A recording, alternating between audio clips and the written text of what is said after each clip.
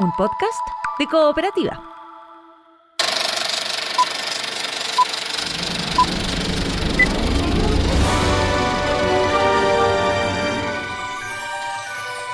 Hola, ¿cómo están? Soy Joel Poblete y este es Estrenos y Razones, el podcast que te cuenta por qué ver y por qué no ver alguna de las películas que están dentro de la cartelera nacional. Esta es una presentación de cooperativapodcast.cl.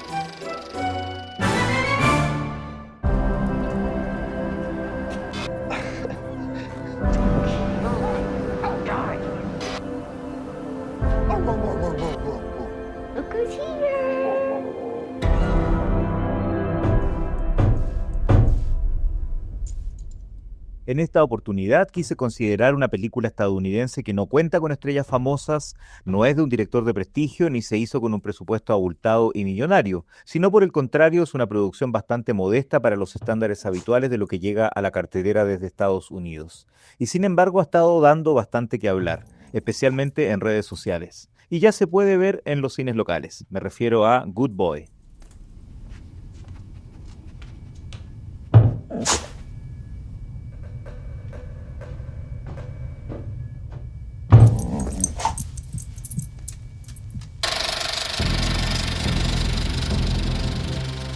Una primera razón es su propuesta argumental y por ende lo que vemos, o mejor dicho presentimos o imaginamos en pantalla.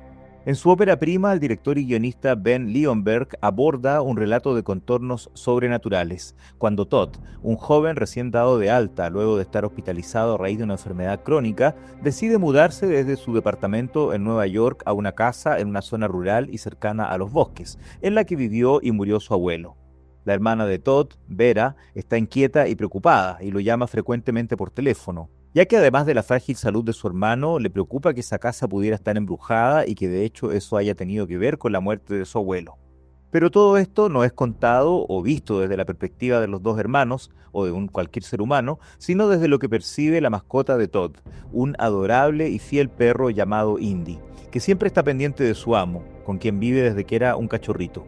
Y como los animales suelen tener una sensibilidad mucho más desarrollada que la de los humanos, desde que llegan a la casa, Indy sí escucha y presiente ruidos y situaciones que parecen indicar que efectivamente alguna entidad misteriosa y terrorífica puede estar habitando esta casa. Todd no parece darse cuenta de nada, pero Indy sí lo percibe todo y nosotros como espectadores también nos damos cuenta de que algo anda mal. Pero no podemos comunicarnos con los personajes de la pantalla, e Indy tampoco puede hablar o escribir como para plantearle a su amo los riesgos que pueden estar corriendo. Tan sencilla como puede sonar esta historia y esa premisa, hay un innegable mérito en convertirla en una película.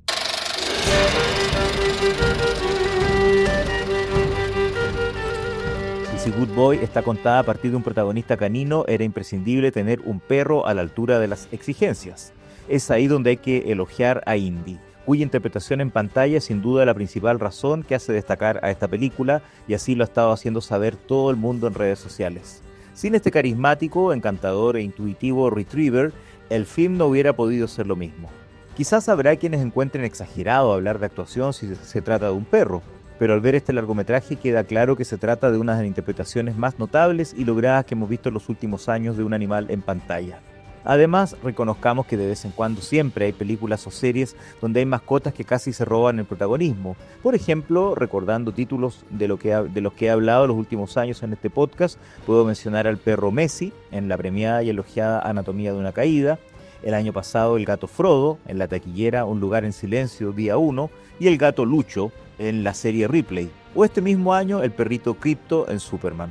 Pero esos animalitos o eran personajes secundarios que destacaban por sí mismos o incluso se trataba de creaciones generadas por computadora, mientras que en este caso Indy de verdad es el protagonista y casi toda la película descansa en su talento, en sus miradas, en los silencios y los movimientos. Lo mejor de todo es que en estos tiempos donde la inteligencia artificial aparece por todos lados, o que también si vemos en pantalla a animales destacando interpretativamente, se debe en realidad a rigurosos y ensayados entrenamientos, acá todas las veces que lo vemos en pantalla efectivamente es Indy, y en vez de forzarlo o enseñarle a seguir las indicaciones de lo que sugería un guión, se dejó fluir la intuición y las reacciones espontáneas del perro, y a partir de ahí se fue configurando el desarrollo de la historia. Lo que probablemente fue fundamental acá es que Indy no fue un perro que la producción consiguió especialmente para el rodaje, sino que se trata de la mascota en la vida real del propio director de la película, lo que probablemente ayudó mucho a que participara de manera más fluida y natural en la filmación. Y no por eso tampoco hay que pensar que todo se hizo en un tiempo breve y acotado. Al contrario, pues Ben Leonberg y su equipo filmaron durante 400 días a lo largo de 3 años. A menudo las jornadas consistían en grabar varias veces, varias horas al día de fragmentos o segmentos breves con Indy. Y la suma de todo eso fue construyendo lo que vemos en pantalla. Y eso también incluyó el punto de vista, ya que gran parte de la película se preocupa de registrar todo con la cámara a un nivel más bajo de lo habitual, algunos centímetros por sobre el suelo, para que la audiencia pueda también imaginar cómo está viendo el perro las cosas. Por cierto, desde ya es bueno aclarar o advertir para quienes se preocupan especialmente de que no haya maltrato animal, o que por ser una película de terror el perrito quizás sufriría situaciones difíciles o momentos de tensión. Hay que decir que afortunadamente Indy fue muy bien cuidado y no es sometido en pantalla a ningún tipo de tortura o hecho muy violento, brusco o desagradable.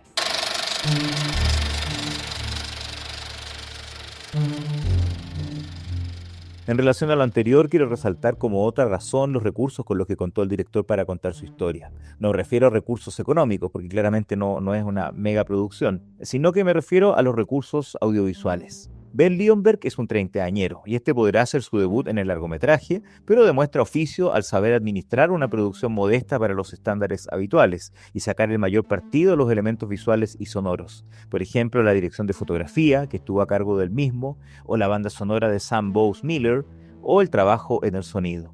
También destaco que en estos tiempos de películas que a menudo se sienten estiradas y alargadas innecesariamente, Good Boy solo dura 73 minutos, muy bien dosificados y con un ritmo bien llevado, en lo que influye bastante el montaje, que también estuvo a cargo del propio director y que sin duda debe haber demandado bastante trabajo para lograr que la edición diera la impresión de que todos estos fragmentos breves capturados a lo largo de 3 años se unieran de manera fluida y que dieran la impresión de continuidad. También aprovecho de comentar que acá no estamos ante un trabajo de terror absoluto y que no da tregua.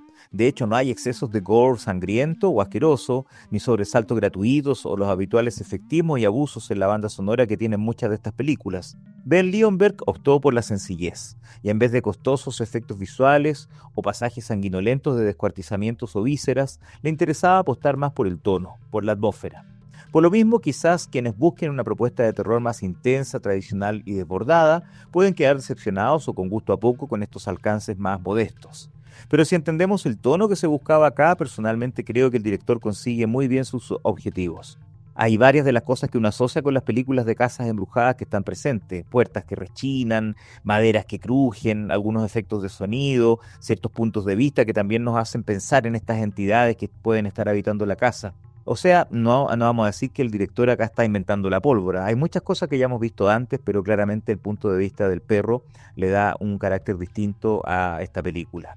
Tal vez no asusta o aterra como lo hace la mayoría de las películas de terror de la cartelera, pero es capaz de inquietar, de sugerir más que mostrarlo todo, e incluso conmover con el cariño y la fidelidad que transmite Indy, preocupado por su amo y por el lugar donde se han ido a vivir.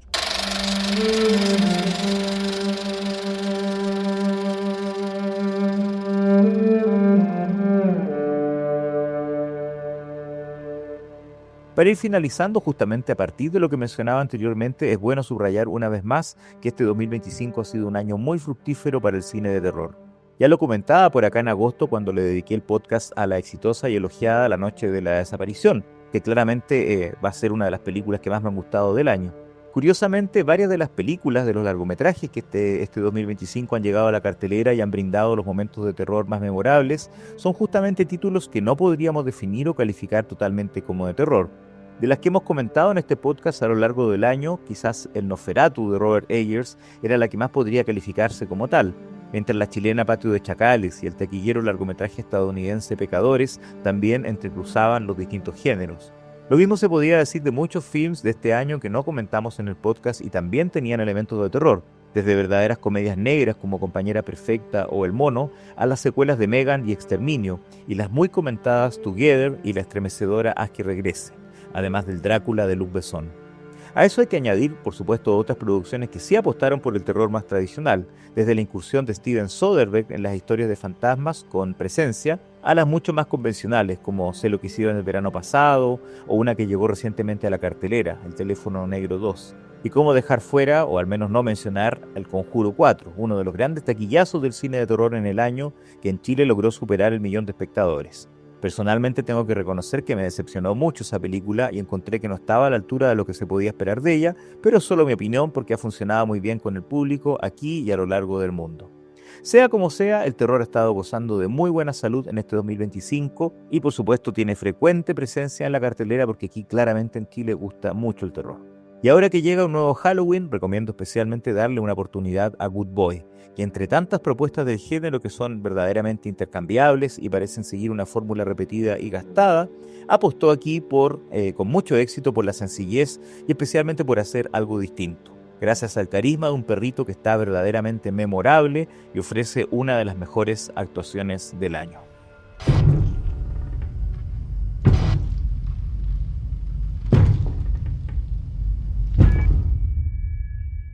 I guess I'm next. I should never have come here.